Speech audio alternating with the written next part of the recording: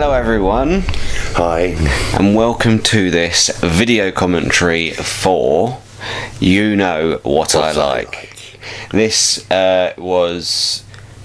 we made this at the same time as Frost, but unlike Frost and the others and building towards the businessman, this was a lot more of an experimental film, and I kind of wanted to go out of the boundaries of what we've developed so far with Object, Fear Inside. They'd all have a specific genre, and I really wanted to try a bit of comedy in this franchise to see how it worked. It was almost not connected to anything to start with. Yeah, we wanted to kind of just basically put the characters in a situation. It's essentially the day of it all kicks off, but I just wanted to show the five boys as friends, exactly, being themselves as friends when they were young, exactly. And it was just essentially showing the boys what they're like in their everyday lives when all hell breaks loose, and a little bit of in trivia aside from essentially the big beats like the beginning and the end.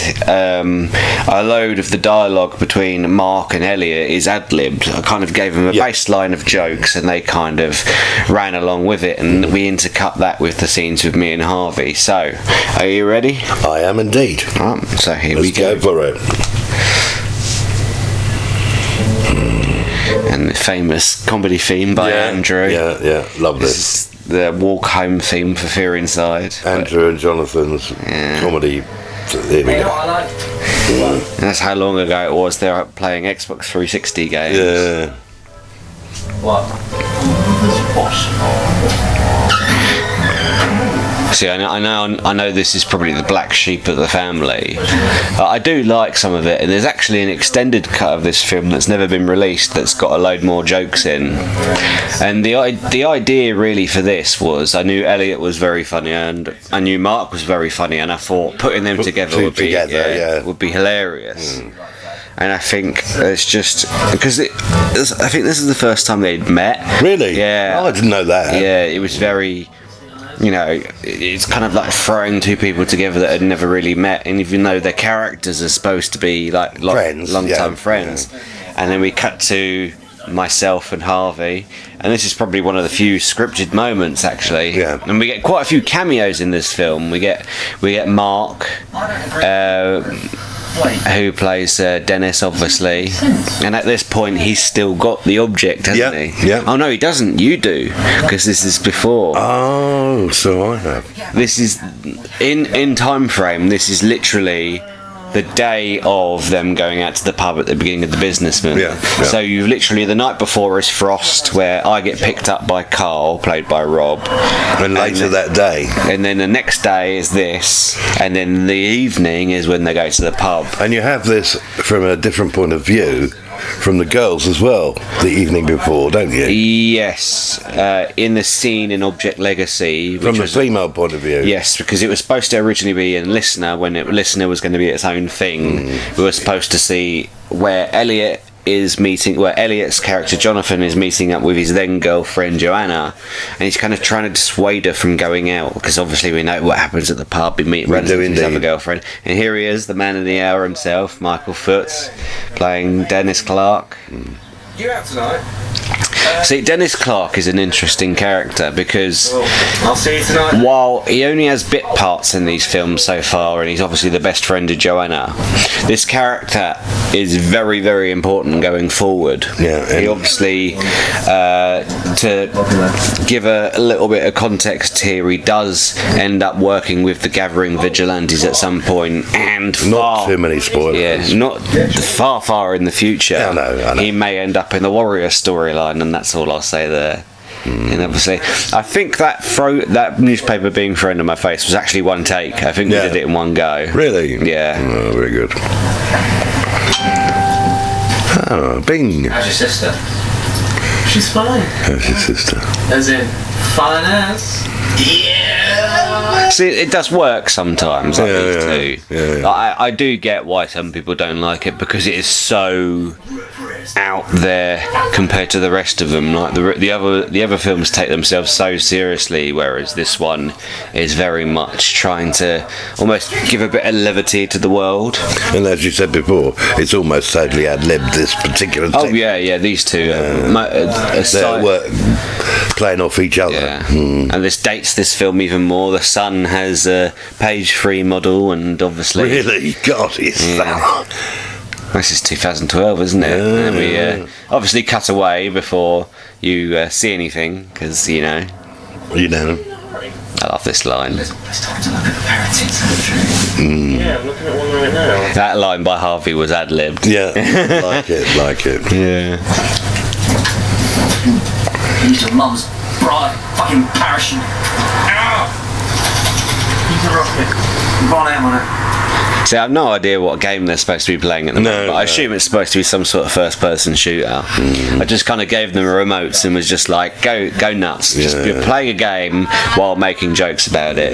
And it's not until my line, my famous, you know what I like children joke, the dirty, filthy joke. This is where the script kind of kicks back in again. Yeah. Always have to take it one step too far, don't you? And you can almost tell when going from ad-lib to script a little bit. I don't know, guys. Joanna's probably going to be out, and to be honest, I really can't bother at the moment. See, there's the line. Obviously, we've got the setup, and there's also actually a setup for Jack's cousin here, Right. Miss Anna Harper. If you listen to the lines. Yeah. Jack, is your cousin still saying? There we go. First mention of Anna Harper. Just laid it in there. A very important And a character little coming drop. forward. Yeah. And here, your cameo. You came up with this on the day, actually. Really? Because you were filming with us, and you're like, "Can I put a scene in where I'm in it?" And we thought, "Yeah, why not?" And we could then tease a certain item. Upstairs then. See you later. No. See you later, Mr. Morris. And then this bit where you pick it out, because this is literally like the day after you found it. Yeah. And Harvey curiously sees something. And looks out. Yeah. While I'm still trying to talk about them all going out together, meeting up with Carl, who's just come back. Hold that thought. I'll find Carl. Go. And this bit, we cut to where we suddenly go back into the serious world of this nature. Yeah. While Carl's on a hunt, obviously, killing some sort of monster with the ceremonial dagger that we see again in The Businessman. Yeah. Hey, Carl, my man. Listen, I'm trying to convince the others to go out tonight, in celebration of you coming back and for Andrew's new job. Yeah, you know me, man. I'm up for anything. You know what I like? Are you guys still going on? You know, I might actually reference this joke at some point, maybe in Final Report, just to kind of keep that context. Yeah. Like, still playing that you know what I like game. A little bit of background, obviously. Yeah. Rob is actually in the garage. It's supposed to be just some unknown location. We use the garage in so many scenes, like my interrogation scene. The fight between the bit where... Yeah, but that is actually supposed to be the garage in that scene. And then bye-bye darling, bye-bye darling from me and Mark. It's just how we spoke to each other all the Of course time. you did. Yeah. I remember. I think I might have shaved later. I added that line in because we didn't know if Elliott was going to be shaved or not, because he had other commitments at the time. And as we were about to film the pub scene, we weren't sure, because in some scenes Whether he he'd had have the a beard beard or not. Yeah. because it changes if you really pay close attention. Sometimes he has a beard like he does here, and then sometimes he doesn't. And there's the blade covered in blood. You know what I like? The punchline. Yeah, you know what I like. Yeah. Yeah, I still think it's probably the weakest out of all of them, but it's fun. It gets the point across. It's interesting because it's totally like anything else.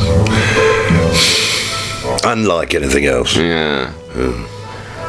I think it does its job at establishing how this group of friends work with each other and their relationship together, and that was the point of the film, essentially. Yeah, of course. Before the whole family is the whole friend group is broken up in the next film. That was the idea of essentially just doing this film to show the friends together.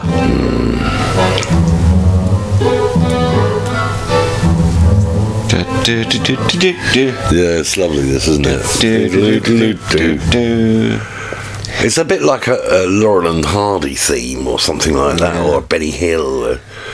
Well, anyway, I enjoyed that. That's You Know What I Like. Any final thoughts on our comedy film of the anthology series? Well, I liked it. Of the anthology series.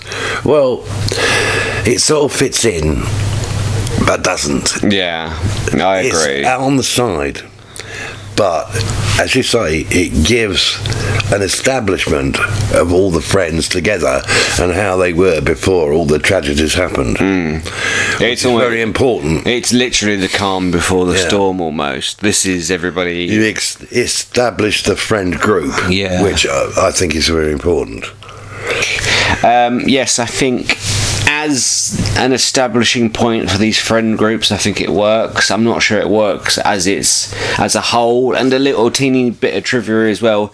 This at one point was almost going to be the beginning of The Businessman, but it didn't work for me as I don't think it would have captured people into the film. No, maybe not. Whereas it didn't draw them in because it's sort of like off the wall, as we were saying earlier. But it does establish the group of friends, which is the most important thing. Exactly. And that's that whole point. And while you could say it is the weakest part of the series so far, it does do what it needs to do by establishing how connected that friend group is, establish some of the connections, and obviously give you a hint as to what Carl's up to. Yes, as well as setting up future characters like Anna Harper, who isn't mentioned by name but is mentioned as Jack's cousin, who we may or may not see in the future. So any final thoughts on the film? Well, I think it was very good. I enjoyed it, and as I said, it's very interesting, off the wall, but it needed to be done to show the group of friends together before everything falls apart. Yes, because that's literally how The Businessman... this is literally the same day as the beginning of The Businessman at the bar, so you can go straight from this into the beginning of The Businessman, and then just after that pub scene, the whole friendship falls apart, and we go into this world of mystery and supernatural integrity. So I hope you enjoyed this video commentary, and I hope you follow us as we go on for more. So thank you very much for watching. Thank you for watching. See you later, guys. See ya. Bye bye.